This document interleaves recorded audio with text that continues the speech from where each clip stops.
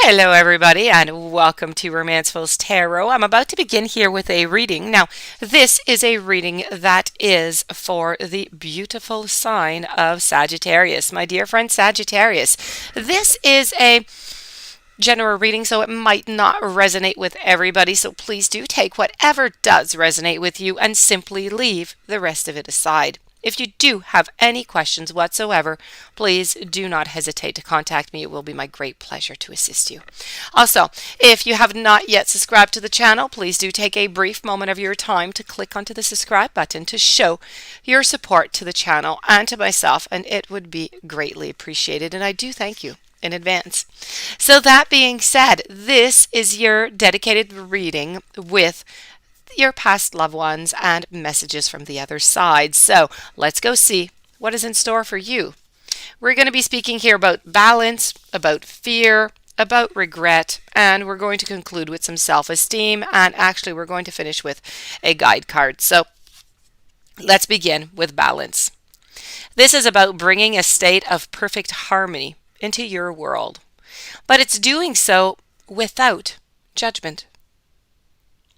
Balance really means bringing that sense of stability and wholeness into every area of your life. Many times when you look at a situation objectively, you will resonate with one side maybe more than the other. This is about trying not to view either as good or as bad, but simply recognize that it is. The true nature of the scales of balance is to give both sides of a situation your equitable, objective perspective. So, it can be difficult to understand the side that you don't relate to, but that is a lesson in itself. What your past loved ones and your messages from above, what they want to tell you is, what is it about you that prevents you from giving both sides of the coin your non-judgmental assessment? The situation or person has been placed in your path to teach you that everyone has his or her own unique, authentic life story, and you must put yourself in that person's shoes to really understand his or her motivations. Balance is a godly virtue, and it is, if it is struck, it is going to reap the benefits of insight and great compassion for you. Moving over to your following message from above, we're going to be speaking here about some fear. This is about realizing that you are testing your resolve to live in the energy of love. The outcome of all choices in life is determined by two emotions, fear and love. Your soul is made of the energy of love, and fear is an earthly manifestation of a challenge.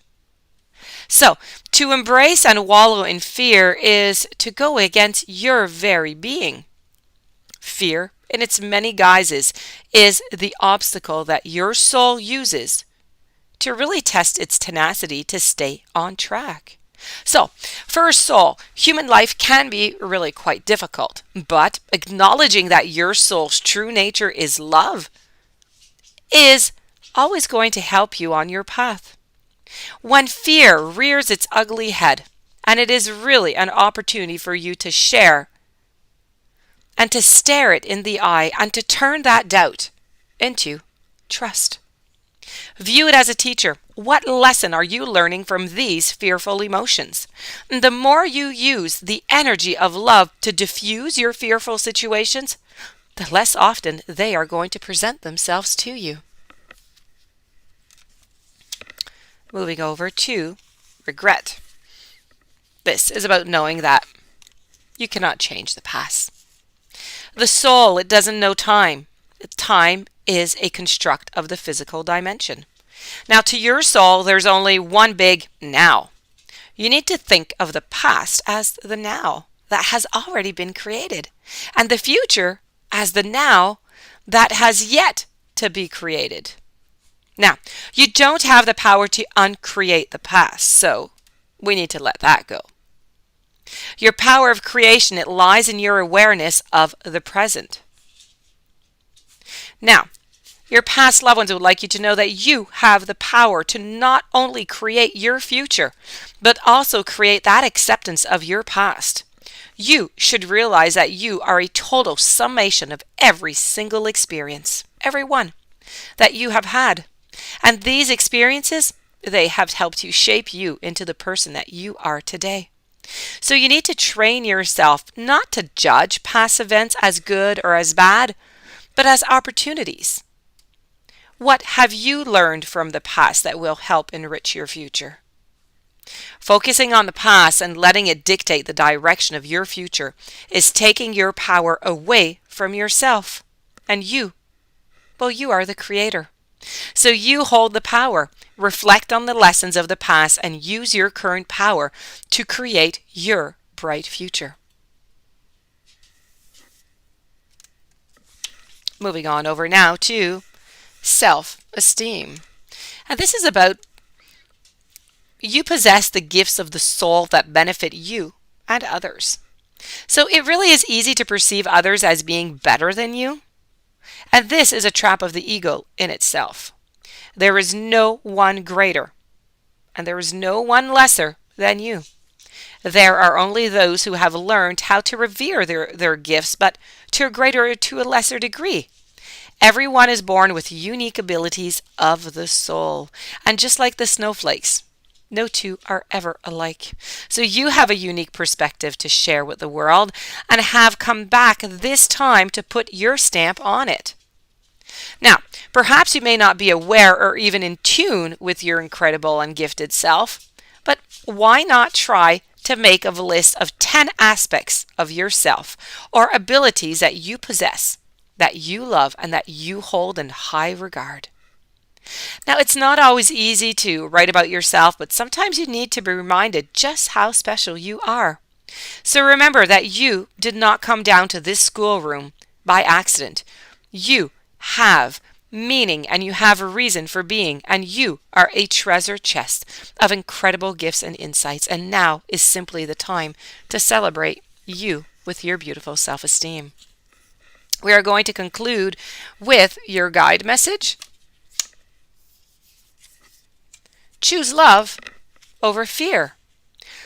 Love is the natural energy of your soul, so fear is learned in the physical dimension. But with work, it can be unlearned. In a perfect world, love would be taught and fear would be the anomaly. But we don't live in a perfect world. It is perfect, however, in the sense that it creates a place for your soul to encounter the energy of fear in its many guises and to dissipate it with the energy of your inner being. So as you become aware of yourself as a being of light, having a physical experience, it is incumbent upon you to use your natural energy of love, but in all of your daily encounters. And when you make a choice to give in to fear instead of love, you're not acting from your soul's truth. This causes difficulty instead of ease, impatience instead of acceptance, upheaval instead of peace. You are a rower fighting a current instead of going with the flow. Every human decision that you make can be boiled down to two options, either love or fear. Love is kindness, compassion, it's forgiveness, it's empathy. Fear is judgment, it's guilt, it's retribution, and it is envy. So do your best to follow your innate energy rather than the energy that is instilled upon you. Love is the great source of oneness of all. Fear is an earthly illusion. So once you acknowledge the difference between both, the choice between the two is going to be so easy for you. So that being said, this does conclude this reading. I do hope that you enjoyed. I do hope that you are going to take some of these messages in. If you do have any questions, you would like to contact me, my information is right below the video in the YouTube description box. Please don't forget to subscribe to the channel. Have yourself a beautiful day. I thank you for being there. Many blessings. I will see you tomorrow with new messages.